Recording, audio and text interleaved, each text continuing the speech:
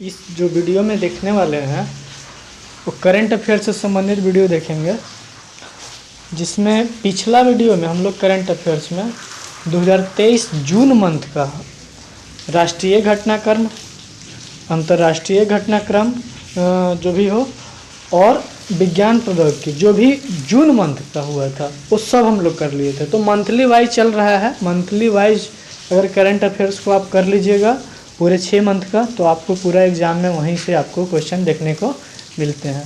वो चाहे सम्मेलन हो, वो चाहे रैंकिंग हो, वो चाहे अवार्ड हो, वो चाहे कोई भी व्यक्तित्व का डेथ हुआ रहता है, नियुक्ति हुआ रहता है, वो सब आपको मंथ से ही बनते हैं। इसलिए अगर मंथ को आप अच्छे से कर लीजिएगा तो आपको सारा क्वेश्चन वहीं से मिल जाएंगे। तो आइए, हम लोग पिछले क्लास में हम लोग जून मंथ का किए थे, तो इस ये वाले वीडियो में हम लोग मई का करेंगे। मई मंथ के लिए हम लोग ये वीडियो देख रहे हैं। मई का राष्ट्रीय घटनाक्रम क्या है?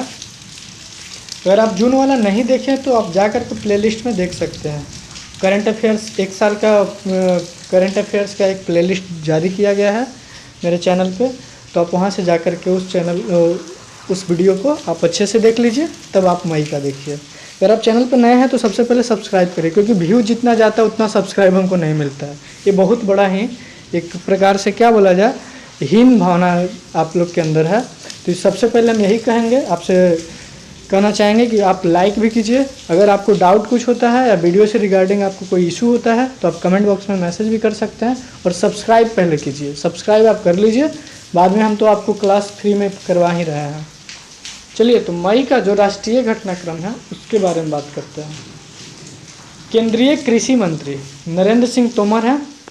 तो इन्होंने क्या किया कि नई दिल्ली में अपनी तरह के पहले मिलेट्स एक्सपीरियंस सेंटर का उद्घाटन किया।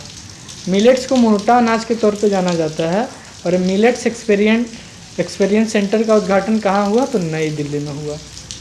उद्देश्य इसका क्या है? तो आम जनता के बीच मिलेट्स उत्पादन के लिए जागरूकता बढ़ाना है, जागरूक करना है। ठीक है, तो केंद्रीय कृषि मंत्री भी कौन से हैं? तो नरेंद्र सिंह तोमर है। तो यहाँ से आपको 3 क्वेश्चन आपको बनेगा। मिलेट्स एक्सपीरियंस सेंटर कहाँ है? तो नई दिल्ली। किसने इसका उद्घाटन किया? तो कृषि मंत्री नरेंद्र सिंह तोमर ने।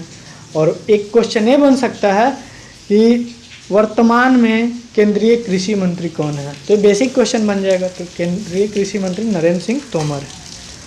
तो आप सबसे पहले एक बार क्या कर लीजिए ना, आप करंट अफेयर्स में एक तो हम डालेंगे जितने भी मंत्रिमंडल के नियुक्त हैं पद, वो सब, शिक्षा मंत्री कौन है, रेल मंत्री कौन है, स्वास्थ्य मंत्री कौन है, गृह मंत्री कौन है, रक्षा मंत्री, ये सब जो भी है वो सब आप एक बार देख लीजिए। अगर नहीं आता है, नहीं याद है, या नहीं आप उससे रिगार्डिंग कोई वीडियो या जानकारी प्राप्त है तो आप हमको बोलिएगा, तो हम उस पर आपको वीडियो बना देंगे।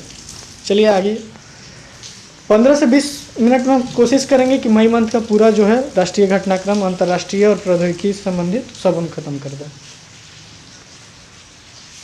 भारतीय सेना ने पहली बार 5 महिला अधिकारियों को आर्टिलरी रेजिमेंट में शामिल किया है। आर्टिलरी रेजिमेंट है, तोपखाना रेजिमेंट से संबंधित है। पहली बार एक कारनामा हुआ है, इसलिए इम्पोर्टेंट हो जाता है। भारत और बांग्लादेश के बीच व्यापार को बढ़ावा देने के लिए केंद्रीय मंत्री नित्यानंद राय ने मेघालय के जयंतिया हिल्स में, गारो, खासी और जयंतिया 3 प्रकार के जो हिल्स हैं वो मेघालय में पाए जाते हैं। स्टैटिक क्वेश्चन हो जाएगा, क्या क्या? गारो, खासी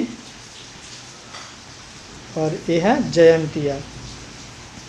और एक कीपनुमा है। कीपनुमा मतलब आप जैसे तेल को डालने के लिए छोटे पात्र में डालने के लिए कीप का इस्तेमाल किया जाता है, तो वैसे ही कीपनुमा है पूरा ये जो पहाड़ी, मतलब ये जो पहाड़ी हिल्स जो है कैसा है? कीपनुमा। तो जो भी बारिश होता है वो पहाड़ के तली में जमा हो जाता है, और फिर वो इवापोरेशन के थ्रू, कंडेंसेशन के थ्रू बादल बनता है, और बादल बन करके फिर वो बारिश करवा देता है। इसलिए बोला जाता है कि वर्ष का सबसे ज़्यादा पानी जो है मेघालय के मासिन राम जगह पे होता है। मेघालय के मासिन राम जगह पे होता है, जो चेरापूंजी में पाया जाता है, चेरापूंजी में स्थित है। तो ये जो बेसिक स्टैटिक जानकारी था इसलिए हम आपको बता दें। तो गारो, खासी, जयंतिया से संबंधित अगर क्वेश्चन आता है तो मेघालय राज्य से संबंधित है। तो यहाँ पे क्या हुआ कि जयंतिया हिल्स में दावकी भूमि बंदरगाह का उद्घाटन किया गया। दावकी भूमि बंदरगाह का उद्घाटन मेघालय के जयंतिया हिल्स में किया गया है। ठीक है। रक्षा मंत्री राजनाथ सिंह हैं, देख लीजिए आपको आ ही गया। इन्होंने चंडीगढ़ में भारत के पहले वायुसेना हेरिटेज सेंटर का उद्घाटन किया। पहली है इसलिए इम्पोर्टेंट है, पहले वायुसेना हेरिटेज सेंटर का उद्घाटन चंडीगढ़ में हुआ है। पहले वायुसेना हेरिटेज सेंटर का उद्घाटन चंडीगढ़ में हुआ है। चलिए, केंद्रीय पतन पोत परिवहन एवं जल मार्ग मंत्री सर्बानंद सोनोवाल। पोत परिवहन एवं जल मार्ग मंत्री कौन है? तो सर्बानंद सोनोवाल। इन्होंने जीरो कार्बन उत्सर्जन के लक्ष्य को पाने के लिए हरित सागर का शुभारंभ किया। हरित सागर किससे संबंधित है? तो पतन पोत परिवहन एवं जल मार्ग से संबंधित है। इनका उद्देश्य क्या है? इसका बंदरगाहों को विकास एवं संचालन में इकोसिस्टम को बढ़ावा देना है। इकोसिस्टम को बढ़ावा देना है, इसलिए ये क्या हो जा रहा है? इम्पोर्टेंट हो जाता है। तो हरित सागर का शुभारंभ किसने किया? पोत परिवहन जल मार्ग मंत्री सर्बानंद सोनोवाल ने। केंद्रीय स्वास्थ्य एवं परिवार कल्याण मंत्रालय ने लर्निंग मैनेजमेंट इंफॉर्मेशन सिस्टम सक्षम लॉन्च किया। कौन सा? सक्षम लॉन्च किया। उद्देश्य इसका है स्वास्थ्य पेशेवरों को चिकित्सा प्रशिक्षण देना। सभी स्वास्थ्य पेशेवरों को चिकित्सा प्रशिक्षण दिया जाएगा ताकि वो चिकित्सा में अच्छा योगदान कर पाएँ, अच्छी तरीक़ा से काम कर पाएँ। तेलंगाना सरकार ने स्टेट रोबोटिक फ्रेमवर्क नामक नई नीति शुरुआत की, जिसका उद्देश्य भारत में रोबोटिक क्षेत्र में अग्रणी राज्य के रूप में स्थापित करना है। रोबोट के क्षेत्र में तेलंगाना के मुख्यमंत्री के चंद्रशेखर राव ने हैदराबाद के हरे कृष्णा हेरिटेज टावर की आधारशिला रखी। हैदराबाद कहाँ है? तो तेलंगाना में है, जहाँ पे हरे कृष्णा हेरिटेज टावर की आधारशिला रखी। इसमें राधा कृष्णा और स्वामी वेंकटेश्वर के मंदिर होंगे। राधा कृष्ण और स्वामी वेंकटेश भगवान का मंदिर यहाँ पे रहेगा। हरे कृष्णा हेरिटेज टावर का शुभारंभ तेलंगाना में किया गया, हैदराबाद में, और इसका उद्घाटन करता चंद्रशेखर राव थे। भारत में पहली बार नई दिल्ली में शंघाई सहयोग संगठन, आ गया ना, संगठन से संबंधित SCO स्टार्टअप फोरम का आयोजन किया गया। पहली बार SCO का स्टार्टअप फोरम का आयोजन भारत के नई दिल्ली में किया गया। इसका उद्देश्य है SCO देशों के बीच स्टार्टअप, रोजगार सृजन, नवाचार आदि को बढ़ाना। ठीक है, नेक्स्ट आइए। केंद्रीय शिक्षा मंत्रालय के तहत लाल बहादुर शास्त्री अंतर्राष्ट्रीय हवाई अड्डा जो वाराणसी में है। लाल बहादुर शास्त्री अंतर्राष्ट्रीय हवाई अड्डा कहाँ है? तो वाराणसी में है। यहीं पे भारत का पहला रीडिंग लाउंज लगाया गया। इसलिए लगाया गया कि वहाँ जो वायुयान से जो पर्यटन करने वाले, जाने वाले जो भी होंगे, वो क्या करेंगे, खाली टाइम अगर उनको मिलेगा तो बुक को पढ़ेंगे, पुस्तक को पढ़ेंगे। ये क्या है? ये उद्देश्य है किताब पढ़ने की आदत को विकसित करना। इसका मेन एक उद्देश्य हम जोड़ कर सकते हैं तो फ़ोन से मनुष्य को दूरी कुछ समय तक के लिए करना है। मतलब फ़ोन से जितना दूर अगर इंसान रहेगा तो उसके लिए ज़्यादा यूजफुल रहेगा। MIT वर्ल्ड पीस यूनिवर्सिटी ने पुणे में एशिया की पहली सबसे रिसर्च लैब का निर्माण किया। एशिया की सबसे पहली सबसी रिसर्च लैब का निर्माण किया। इसका उद्देश्य है पेट्रोलियम और गैस उद्योग के लिए कर्मचारियों को प्रशिक्षण देना। पहली सी है SCE वाला, ठीक है ना। कहाँ किया गया? तो पुणे में किया गया। प्रधानमंत्री नरेंद्र मोदी ने दिल्ली के प्रगति मैदान में अंतर्राष्ट्रीय संग्रहालय प्रदर्शनी 2023 का उद्घाटन किया है। इसके तहत विभिन्न कालखंडों के सांस्कृतिक एवं ऐतिहासिक धरोहरों को संरक्षित किया गया। ठीक है, अगर जुलाई मंथ का अगर आप करंट अफेयर्स इसमें रहता तो हम बता सकते थे। तो वहाँ पे मंडप का एक प्रगति मैदान में एक मंडप का उद्घाटन किया गया है। हाल ही में कल या परसों ये चीज़ का उद्घाटन किया गया है। 16 मई 2023 को तमिलनाडु में भारत के सबसे बड़े स्काई वॉक ब्रिजों में से एक का उद्घाटन मुख्यमंत्री MK स्टालिन ने किया है। सबसे बड़े स्काई वॉक ब्रिजों में जो एक है, जो तमिलनाडु में किया गया है, वो तमिलनाडु के मुख्यमंत्री कौन है? MK स्टालिन है। यह पुल 570 मीटर लंबा है जो माम्बलम रेलवे स्टेशन को टी नगर बस टर्मिनल से जोड़ता है। मध्य प्रदेश की राजधानी भोपाल सतत विकास लक्ष्यों के स्थायीकरण को अपनाने वाला भारत का पहला शहर बन गया है। सतत विकास लक्ष्यों को स्थानीयकरण अपनाने वाला भारत का पहला शहर बन गया है, इसलिए यह ज़्यादा इम्पोर्टेंट हो जाता है। जो भोपाल में स्वैच्छिक स्थानीय समीक्षा प्रक्रिया को लागू किया गया, जो SDG में प्रगति को लॉन्च करेगा। तो बस आपको याद रखना है, सतत विकास लक्ष्यों को स्थानीयकरण अपनाने वाला भारत का पहला शहर कौन है? तो भोपाल है। इससे यही क्वेश्चन बनेगा। केंद्रीय पर्यावरण, वन एवं जलवायु परिवर्तन मंत्री भूपेंद्र यादव। ठीक है, जून में मनाया जाता है पर्यावरण दिवस। क्या बोला जाता है, तो इसलिए ये चीज़ आपको क्या रहेगा, इम्पोर्टेंट रहेगा कि पर्यावरण, वन एवं जलवायु परिवर्तन मंत्री कौन है? भूपेंद्र यादव, जिन्होंने भारतीय वानिकी अनुसंधान एवं शिक्षा परिषद देहरादून में सतत भूमि प्रबंधन के लिए उत्कृष्टता केंद्र का उद्घाटन किया है। देहरादून में सतत भूमि प्रबंधन के लिए उत्कृष्टता केंद्र का उद्घाटन किया है। भारतीय प्रौद्योगिकी संस्थान मद्रास ने भारत इजराइल जल प्रौद्योगिकी केंद्र स्थापित करने के लिए इजराइल के साथ साझेदारी की है। किसके साथ साझेदारी की है? इजराइल के साथ साझेदारी की है। किसने? तो भारतीय प्रौद्योगिकी संस्थान मद्रास ने, IIT मद्रास ने। NEP सारथी कार्यक्रम UGC ने राष्ट्रीय शिक्षा नीति के बेहतर क्रियान्वयन में छात्रों को शामिल करने के लिए इस कार्यक्रम की शुरुआत की है। NEP सारथी क्या होगा? तो नेशनल एजुकेशन जो पॉलिसी बनाया गया है 2020 में लॉन्च किया गया था, उसमें बेहतर क्रियान्वयन के लिए छात्रों को शामिल किया जाएगा। ठीक है, और शिक्षा के क्षेत्र में छात्रों को एम्बेसडर चुना जाएगा। किसको चुना जाएगा? एम्बेसडर के तौर पे छात्रों को चुना जाएगा जो उत्कृष्ट योगदान करेंगे। हाल ही में हिमाचल प्रदेश के मुख्यमंत्री जो सुखविंदर सिंह सुक्खू कांग्रेस के नेता हैं, राज्य में हरित हाइड्रोजन के उत्पादन को बढ़ावा देने के लिए ग्रीन हाइड्रोजन नीति तैयार की। बहुत इंपॉर्टेंट क्वेश्चन हो जाएगा, अभी तक का सबसे इम्पोर्टेंट क्वेश्चन। ग्रीन हाइड्रोजन नीति तैयार करने वाला पहला राज्य कौन है? हिमाचल प्रदेश। उत्पादन को बढ़ावा देने के लिए घोषणा किया है। ठीक है, राष्ट्रीय बाघ संरक्षण प्राधिकरण, राष्ट्रीय बाघ संरक्षण दिवस मनाया जाता है 29 अगस्त को। ठीक है ना, 29 अगस्त को। प्राधिकरण ने चीता प्रोजेक्ट की देखरेख के लिए 11 सदस्यीय चीता परियोजना संचालन समिति का गठन किया है। चीता प्रोजेक्ट की देखरेख कौन करेगा? तो 11 सदस्यीय चीता परियोजना। ठीक है, इसमें कितने सदस्य होंगे? तो 11 होंगे, जिसके अध्यक्ष के तौर पे राजेश गोपाल नियुक्त हुए। गोपाल गौ के पाल, तो वही गोपाल नहीं, यहाँ चीता पाल होगा। ठीक है, महाराष्ट्र सरकार ने स्वच्छ मुख अभियान के लिए क्रिकेटर सचिन तेंदुलकर को स्माइल एम्बेसडर चुना है। स्माइल एम्बेसडर किसको चुना गया है? सचिन तेंदुलकर को। भारतीय नौसेना के पूर्व अधिकारी अभिलाषा टॉमी गोल्डन ग्लोब रेस पूरी करने वाली पहली भारतीय बन गई है।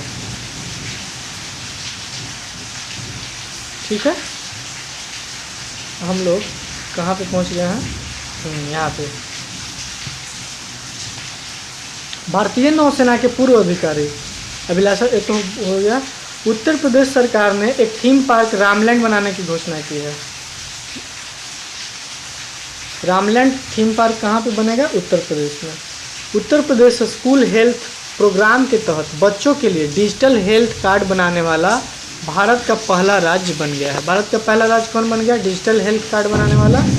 उत्तर प्रदेश, जो बच्चों के संबंधित है। उत्तराखंड में स्थित भगवान शिव के तुंगनाथ मंदिर को राष्ट्रीय महत्व का स्मारक घोषित किया जाएगा। यह मंदिर 12,800 फीट की ऊंचाई पर स्थित है। तुंगनाथ मंदिर पूछेगा कहाँ, किस राज्य में है? तो उत्तराखंड में है। किस भगवान को समर्पित है? तो भगवान शिव को समर्पित है। हाल ही में पंजाब चलने के अधिकार को लागू करने वाला भारत का पहला राज्य बन गया। इसका उद्देश्य है पैदल यात्री तथा साइकिल सवारों की मौतों की संख्या में कमी करना। केंद्रीय विदेश और संस्कृति राज्य मंत्री मीनाक्षी लेखी ने दिल्ली में बुद्धम शरणम गच्छामि प्रदर्शनी का उद्घाटन किया। बुद्धम शरणम गच्छामि का उद्घाटन नई दिल्ली में किया गया। भारतीय फुटबॉल टीम के पूर्व कप्तान प्रदीप कुमार बनर्जी को AIF ग्रास रूट डे के रूप में घोषित किया गया। 23 जून को AIFF ग्रास रूट डे के रूप में घोषित किया गया। शांति निकेतन को यूनेस्को की विश्व विरासत सूची में शामिल करने की सिफारिश की गई। शांति निकेतन रविन्द्रनाथ टैगोर के द्वारा स्थापित किया गया संस्था था। भारत के मुख्य न्यायाधीश जो DY चंद्रचूड़ हैं, ये 50वें नंबर के हैं। ई कोर्ट तथा ई फाइलिंग को बढ़ावा देने के लिए ई फाइलिंग 2.0 लॉन्च किया है। केंद्रीय गृह मंत्री अमित शाह ने गुजरात के द्वारका में राष्ट्रीय तटीय पुलिस अकादमी की आधारशिला रखी है। ठीक है, अमित शाह ने नई दिल्ली में जनगणना भवन का उद्घाटन किया है। बहुत अच्छा क्वेश्चन मिल रहा है। राष्ट्रीय तटीय पुलिस अकादमी और जनगणना भवन नई दिल्ली और वे गुजरात के द्वारका में। हाल ही में गोवा ने पर्यटन क्षेत्र में द्विपक्षीय सहयोग को बढ़ाने के लिए उत्तराखंड के साथ समझौता किया है। उत्तराखंड के समझौता किया है गोवा राज्य ने। केरल के मुख्यमंत्री ने केरल को भारत का पहला पूर्ण ई गवर्नेंस राज्य घोषित किया है। भारत का पहला पूर्ण ई गवर्नेंस राज्य कौन सा हो जाएगा? तो केरल हो जाएगा। पटना नगर निगम सेंट्रल बैंक डिजिटल करेंसी का उपयोग करने वाला पहला नगर निगम होगा।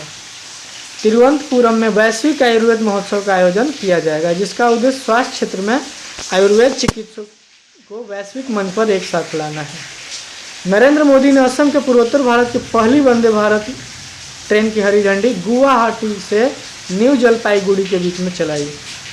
तो पहली वंदे भारत ट्रेन पूर्वोत्तर भारत की कहाँ लॉन्च हुआ? तो असम में लॉन्च हुआ, जो गुवाहाटी से न्यू जलपाईगुड़ी के बीच में चलाई जाएगी। अब आइए हम लोग ये राष्ट्रीय घटनाक्रम देख लिए मई मंथ का। अब हम लोग जुलाई मंथ का राष्ट्रीय घटनाक्रम देखेंगे, अंतर्राष्ट्रीय देखेंगे, राष्ट्रीय नहीं अंतर्राष्ट्रीय देखेंगे। वर्ष 2023 के प्रमुख अंतर्राष्ट्रीय घटनाक्रम। अभी तक हम लोग राष्ट्रीय घटनाक्रम किए हैं। 10 मिनट में आपका पूरा ये दोनों खत्म हो जाएगा, अंतर्राष्ट्रीय और साथ ही साथ विज्ञान प्रौद्योगिकी। यूएई सरकार ने दुबई में आर्टिफिशियल इंटेलिजेंस पर आधारित अंतर्राष्ट्रीय सम्मेलन मशीन कैन सी 2023 शिखर सम्मेलन का आयोजन किया है। मशीन कैन सी 2023 शिखर सम्मेलन का आयोजन यूएई सरकार ने दुबई में किया है। मशीन कैन सी 2023 शिखर सम्मेलन का आयोजन दुबई में किया गया है। ठीक है, भारत और बांग्लादेश के बीच सीमा पर सिलहट डिवीजन और मेघालय के खासी हिल्स, बताए थे आपको कि गारो खासी जयंतिया हिल्स से कहाँ पड़ता है? मेघालय में पड़ता है, जो कीप नुमा आकृति का है। पहले बॉर्डर हाट का निर्माण किया गया। भारत और बांग्लादेश के बीच पर सिलहट डिवीजन और मेघालय के खासी हिल्स के बीच बॉर्डर हाट का निर्माण किया गया है। मतलब बॉर्डर पे बाजार लगाया जाएगा। उद्देश्य दोनों देशों के बीच की उत्पादकता को आदान प्रदान करना। बांग्लादेश के लोग भी अपना उत्पादन को वहाँ पे बेचेंगे और भारत के लोग भी वहाँ बेचेंगे अपने उत्पाद को। हाल ही में श्रीलंका के सुप्रीम कोर्ट ने समलैंगिकता के अपराध की श्रेणी से बाहर कर दिया। बहुत अच्छा क्वेश्चन। समलैंगिकता को अपराध की श्रेणी से बाहर करने वाला देश कौन बना है? तो श्रीलंका बना है। समलैंगिकता को अपराध से बाहर कर दिया है। हाल ही में जारी आंकड़ों के अनुसार श्रीलंका के पर्यटन क्षेत्र में भारत शीर्ष पर रहा है। मतलब श्रीलंका में जो पर्यटन करने वाले जा रहे हैं लोग, तो सबसे ज़्यादा भारतीय लोग जा रहे हैं। ठीक है, यही इसका उद्देश्य है। भारतीय मूल की कैप्टन प्रतिमा भुल्लर माल्डोनाडो न्यूयॉर्क पुलिस विभाग में सर्वोच्च रैंक पाने वाली दक्षिण एशियाई महिला बन गई है। समझ रहे हैं ना? Captain Fatima Bhullar Maldonado New York police विभाग में सर्वोच्च रैंक प्राप्त करने वाली पहली दक्षिण एशियाई महिला बन गई है। कैप्टन प्रतिमा भुल्लर, याद रखिए प्रतिमा भुल्लर, नाम ही से लग रहा है। ठीक है, भारत और बांग्लादेश ने संयुक्त रूप के 50 स्टार्टअप एक्सचेंज प्रोग्राम की शुरुआत की है। 50 स्टार्टअप एक्सचेंज के प्रोग्राम की शुरुआत किन दो देशों के द्वारा किया गया है? भारत और बांग्लादेश देशों के द्वारा। इसके बीच क्या किया जाएगा कि बांग्लादेश के 50 स्टार्टअप और भारत के 50 स्टार्टअप के बीच यात्रियों को सुविधा प्रदान की जाएगी तथा उद्यमियों के बीच सहयोग को बढ़ावा दिया जाएगा। तो 50 स्टार्टअप एक्सचेंज प्रोग्राम भारत और बांग्लादेश के बीच में किया गया है। प्रधानमंत्री नरेंद्र मोदी ने अपनी जापान यात्रा के दौरान हिरोशिमा में महात्मा गांधी की प्रतिमा का अनावरण किया। मई 2023 में जापान के यात्रा पे गए थे, तो वहीं पे जापान में 2 जगह है, हिरोशिमा और नागासाकी। एक है नागासाकी, जहाँ पे नागासाकी अमेरिका के द्वारा बम गिराया दिया गया था। हिरोशिमा पर गिराया गया बम का नाम क्या था? फैटमैन, लिटिल बॉय और फैटमैन है।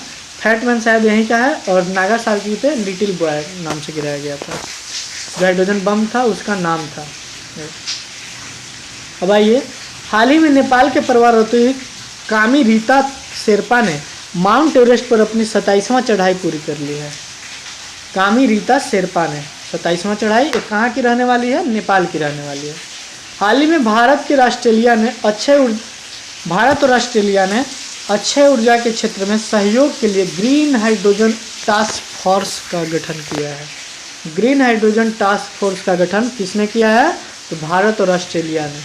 ऐसा क्वेश्चन इसलिए इम्पोर्टेंट हो जाता है क्योंकि ये इन्वायरमेंट, पर्यावरण से संबंधित रहते हैं, इसलिए हम उसको ज़्यादा प्रेस करके समझाने की कोशिश करते हैं, तो आप इससे बोर नहीं होइएगा, इम्पोर्टेंट रहता है। नेपाल के पूर्व गोरखा सैनिक हरिबुद्ध मगर अपने दोनों पैर न होने के बावजूद कृत्रिम पैरों से माउंट एवरेस्ट पर चढ़ने की उपलब्धि हासिल की है। नेपाल के पूर्व सैनिक है कौन? हरिबुद्ध मगर, जो डिजेबल हो गए हैं, लेकिन फिर भी वो क्या किए हैं? माउंट एवरेस्ट पर चढ़ने की उपलब्धि हासिल किए हैं। अल्कोहल उत्पादों पर स्वास्थ्य चेतावनी को अनिवार्य रूप से लागू करने वाला देश आयरलैंड पहला देश बन गया है। जो अल्कोहल उत्पादों को क्या करेगा? स्वास्थ्य चेतावनी को अनिवार्य रूप से लागू कर देगा। यह कानून 2026 से प्रभावी होगा, अभी नहीं प्रभावी है, 2026 से प्रभावी होगा, अभी सुधरने का मौका दिया गया है। भारत ने 42,000 भारतीयों को इजराइल में काम करने की अनुमति देने के लिए इजराइल के साथ समझौता किया है। बहुत अच्छा है ये है कि भारतीय जो इजराइल में हैं उनको रोजगार मिल सकेगा। मेड इन इंडिया रत्न और आभूषण को बढ़ावा देने के लिए, मेड इन इंडिया रत्न और आभूषण को बढ़ावा देने के लिए रत्न और आभूषण निर्यात संवर्धन परिषद ने दुबई में, कहाँ? तो दुबई में भारत आभूषण प्रदर्शनी 2023 का आयोजन किया है। तो मेड इन इंडिया से निर्मित आभूषण वहाँ बेचे जाएंगे। भारत आभूषण प्रदर्शनी का आयोजन कहाँ किया गया है? तो दुबई में, याद रखिएगा, बहुत अच्छा इंपॉर्टेंट क्वेश्चन हो जाएगा इंटरनेशनल लेवल पर। हाल ही में नेपाल की सरकार ने वर्ष 2025 को पर्यटन के लिए विशेष वर्ष के रूप में घोषित किया है। पर्यटन के लिए विशेष वर्ष नेपाल सरकार ने 2025 को घोषित किया है। वहीं 2080 के दशक को विजिट नेपाल दशक घोषित किया गया है। विजिट नेपाल 280, पर्यटन नेपाल 2025, 280 बोल दिया, 2080 बोलना था। हाल ही में नेपाल ने सतलज जल विद्युत निगम के दूसरी पनबिजली परियोजना अरुण 4 विकास की अनुमति दिया है। तो सतलज नदी पर बनेगा अरुण 4 जल विद्युत परियोजना कहाँ है? तो नेपाल में। इस प्रकार से क्वेश्चन आपसे पूछा जाएगा।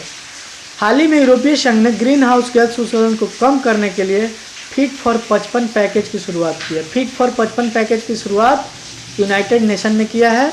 इसका उद्देश्य 2023 तक ग्रीन हाउस उत्सर्जन को 55% तक कम करना है। फ्रांस इंडिया फाउंडेशन द्वारा नई दिल्ली और बेंगलुरु में यंग लीडर्स प्रोग्राम का आयोजन किया गया। इसका उद्देश्य विभिन्न क्षेत्रों से होनहार युवा नेताओं की पहचान करना तथा उनके कौशल का विकास करना है। क्या है क्वेश्चन? कि फ्रांस इंडिया फाउंडेशन द्वारा नई दिल्ली और बेंगलुरु में यंग लीडर्स प्रोग्राम का आयोजन किया गया। यंग लीडर्स प्रोग्राम का आयोजन नई दिल्ली और बेंगलुरु में किया गया। इसका उद्देश्य है विभिन्न क्षेत्रों से होनहार युवा नेताओं की पहचान करना। तो यंग लीडर्स प्रोग्राम का आयोजन दिल्ली एवं बेंगलुरु में किया गया।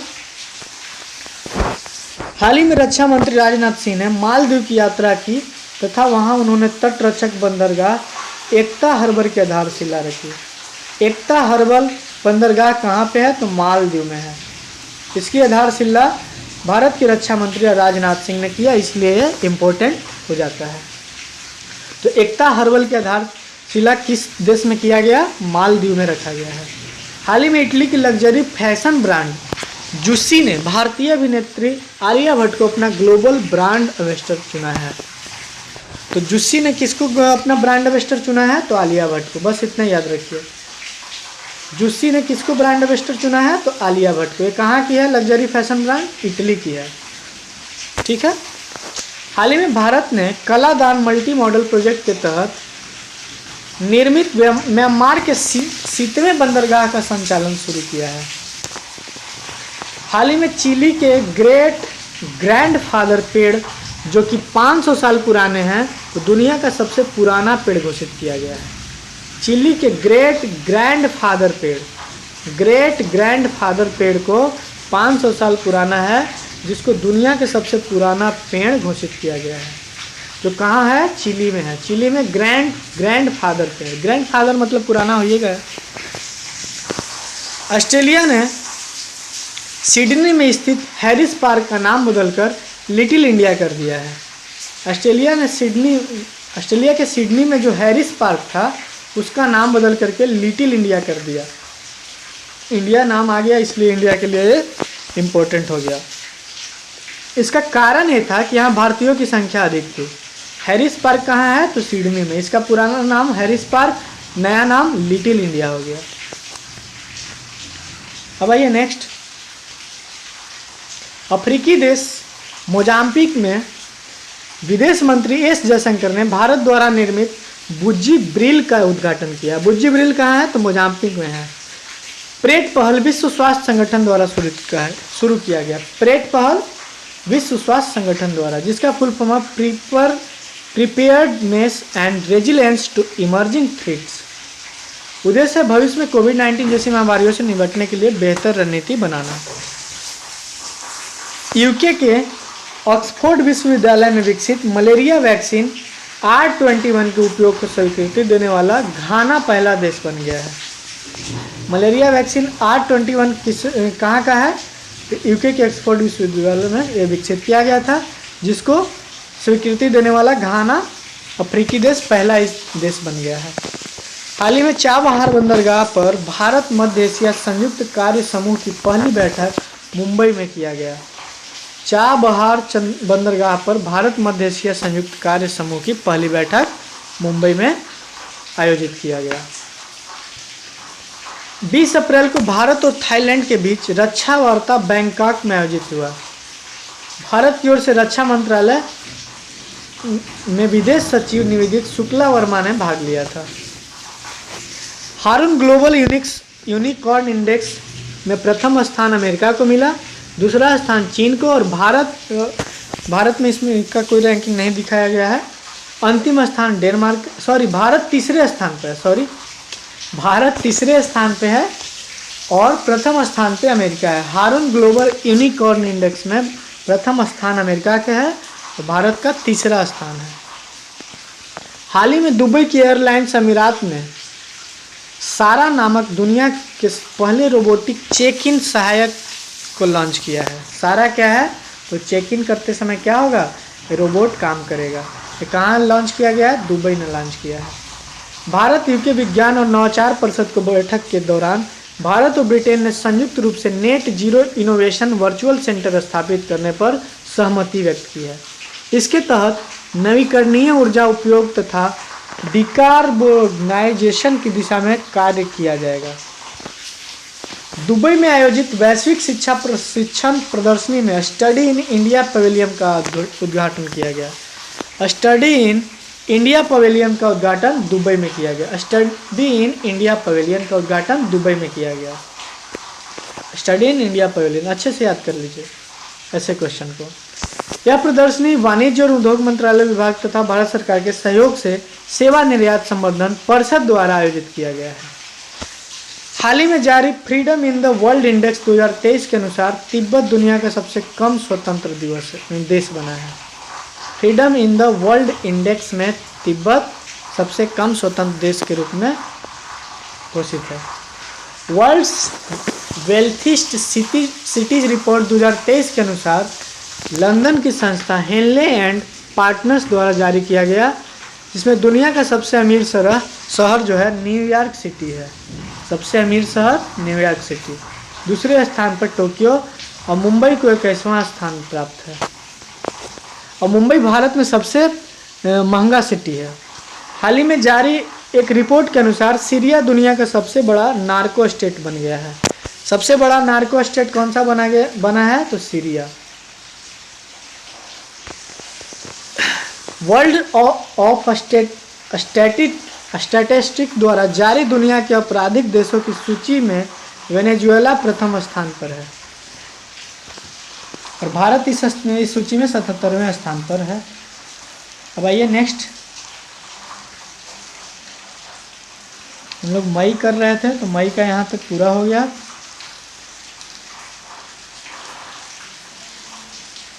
थोड़ा सा बच गया है, एक पैराग्राफ, ये तो हो गया था, ये भी हो गया।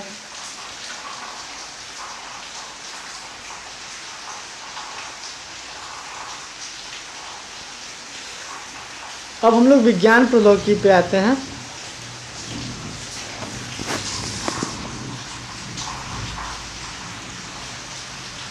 आर्थिक घटनाक्रम बाद में करेंगे। रक्षा विज्ञान एवं प्रौद्योगिकी घटनाक्रम, ये भी मंथली वाइज होता है। तो जून का हम लोग कर लिए थे, मई मंथ का स्टार्ट करते हैं। 2 मई से 8 मई 2023 तक सिंगापुर में भारत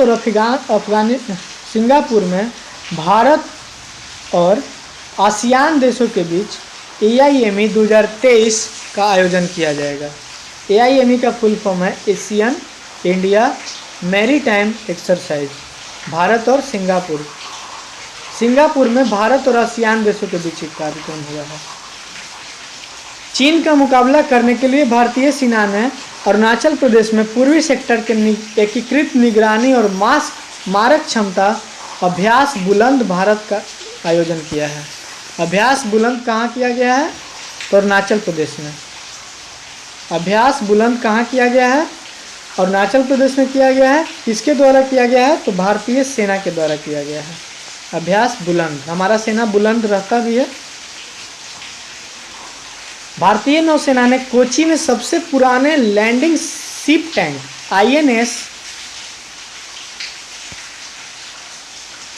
INS मगर को 36 वर्षों की सेवा के बाद सेवा मुक्त कर दिया।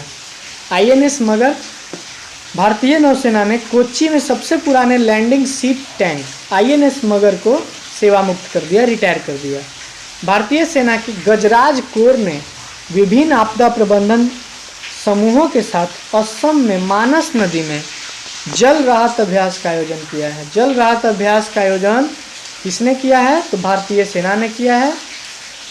जो मानस नदी में, असम, मानस नदी कहाँ है? तो असम में ही है, यहीं पे आयोजन इसका हुआ है। इसका उद्देश्य है कि बाढ़ राहत कार्यों में इन समूहों के द्वारा समन्वय स्थापित करना, अच्छी प्रशिक्षण देना।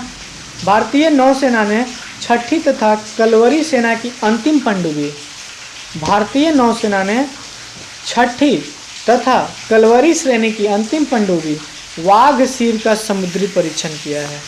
वाघसीर का समुद्री परीक्षण भारतीय नौसेना ने किया है। इसका जो निर्माण है Mazagon dock ship builders limited company द्वारा किया गया था। निजी अंतरिक्ष कंपनी एक्जियोम स्पेस ने अंतर्राष्ट्रीय अंतरिक्ष स्टेशन के लिए एक्जिम मिशन 2 लॉन्च किया है। एक्जिम मिशन 2 एक्जिम स्पेस ने लॉन्च किया है। ये निजी कंपनी है। यह मिशन में 4 अंतरिक्षीय यात्री को भेजा जाएगा, जिसमें सऊदी अरब की पहली महिला एस्ट्रोनॉट रियाना बरानवी भी शामिल है। जर्मनी में आयोजित अंतर्राष्ट्रीय सुपर कंप्यूटिंग सम्मेलन में भारत के पुणे स्थित AI सुपर कंप्यूटर एरावत ने शीर्ष 500 ग्लोबल कंप्यूटिंग सूची में 75वां स्थान प्राप्त किया है। भारतीय सेना ने राजस्थान तथा पंजाब के पश्चिमी सीमा पर रक्षा अभ्यास सुदर्शन शक्ति 2023 का आयोजन किया है। भारतीय सेना ने राजस्थान तथा पंजाब के पश्चिम सीमा पर सुदर्शन शक्ति 2023 का आयोजन किया गया है। सुदर्शन शक्ति भारतीय सेना का है, जो राजस्थान तथा पंजाब में आयोजन इसका किया गया। प्रोजेक्ट संजय क्या थे? तो जब महाभारत आप देखते होंगे तो धृतराष्ट्र को लाइव टेलीकास्ट करने वाले व्यक्ति का नाम संजय ही थे, जो युद्ध का लाइव टेलीकास्ट धृतराष्ट्र को दिखाया करते थे।